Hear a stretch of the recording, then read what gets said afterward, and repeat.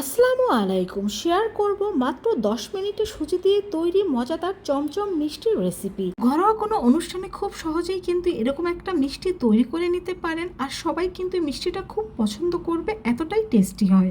তো প্রথমে একটা প্যানে আমি 2 টেবিল চামচ পরিমাণ ঘি নিয়ে নিয়েছি। এখন ঘিটা গলে যাওয়ার পর এর মধ্যে আমি দিয়ে দেব 1 কাপ পরিমাণ সুজি।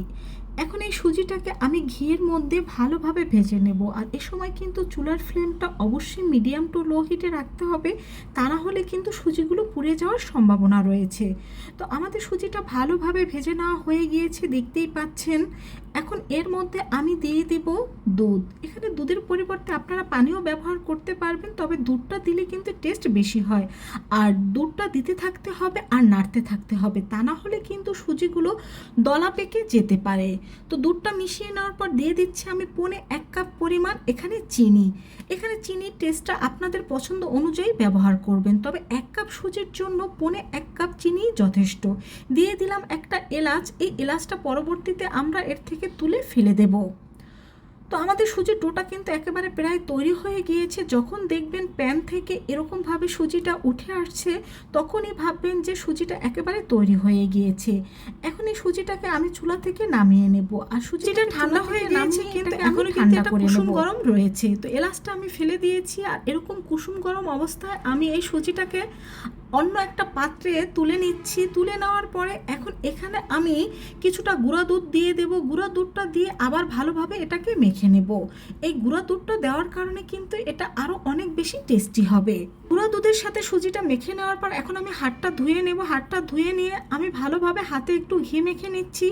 এখন এখান থেকে আমি অল্প অল্প করে ডো নিয়ে নেব, আর এই ডোটাকে আমরা প্রথমে হাত দিয়ে চেপে চেপে ভালোভাবে ঠিক করে 2 হাতের তালু দিয়ে এটাকে আমরা চমচমের শেপ দিয়ে নেব। আর বন্ধুরা, এখানে 1 কাপ সুজি দিয়ে কিন্তু অনেকগুলো চমচম তৈরি করা যায়। 1 কাপ সুজি দিয়ে প্রায় 2 কেজির মতো চমচম এখানে তৈরি হয়েছিল। তো আমাদের একটা চমচম কিন্তু তৈরি হয়ে গিয়েছে, আর এই একইভাবে কিন্তু আমি সবগুলো চমচম তৈরি করে নেব। তো এখানে আমি কিন্তু সবগুলো চমচম তৈরি করে নিয়েছি, আর দেখতেই পাচ্ছ চমচমগুলো কিন্তু বেশ অনেকটা বড় করেই আমি তৈরি করে নিয়েছি। তো সবগুলো চমচম তৈরি হয়ে গিয়েছে। এখন এখানে একটা স্ট্রেইনার নিয়ে নিয়েছি, এটার উপরে সামান্য একটু ঘি মেখে নিচ্ছি। ঘিটা মেখে নেওয়া হয়ে গেলে এর উপরে আমরা তৈরি করা সেই চমচমটা দিয়ে দেব। এখন এই চমচমটা দিয়ে দেওয়ার পর এটাকে আমরা ভালোভাবে পানির ভাপে দিয়ে দেব। তোমরা ভাবতে পারো সুজিটা তো সিদ্ধই আছে, তো ভাপ দেওয়ার কি প্রয়োজন? সেক্ষেত্রে আমি বলবো এটাকে যদি তোমরা 10 মিনিট এরকম ভাপে রেখে দাও, সেক্ষেত্রে কিন্তু এই মিষ্টিটা আরও বেশি সফট ও নরম তুলতুলে হবে। তো আমাদের 10 মিনিট এটাকে ভালোভাবে ভাপ দেওয়া হয়ে গিয়েছে। এখন এই চমচমটাকে আমি চুলা থেকে নামিয়ে নেব। চুলা থেকে নামিয়ে নেওয়ার পর এটাকে কিন্তু এখন ভালোভাবে ঠান্ডা করে নিতে হবে। তো আমাদের চমচমটা ভালোভাবে ঠান্ডা হয়ে গিয়েছে। এখন এখানে আমি কিছুটা গুঁড়ো দুধ নিয়ে নিচ্ছি।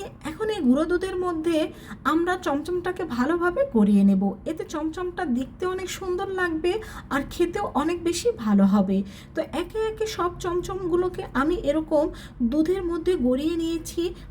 তো তৈরি হয়ে গেল মাত্র 10 মিনিটে আমাদের মজাদার স্বাদের চমচম মিষ্টি রেসিপি। তবে এই মিষ্টিটা কিন্তু দোকানের মিষ্টির চাইতে স্বাদে কিছুটা পার্থক্য থাকবে। তো বন্ধুরা, আশা করছি তোমরা খুব সহজভাবে এই মিষ্টিটা তৈরি করে নিতে পারবে। আর ভালো লাগলে অবশ্যই কমেন্ট করে জানাবে, আর তোমার বন্ধুদের সাথে শেয়ার করবে। তো একটা মিষ্টি আমি তোমাদের এখানে কেটে দেখিয়ে দিচ্ছি। দেখো কতটা সফট নরম তুলতুলে হয়েছে আমাদের এই মিষ্টিটা। সবাই ভালো থেকো। আল্লাহ হাফেজ।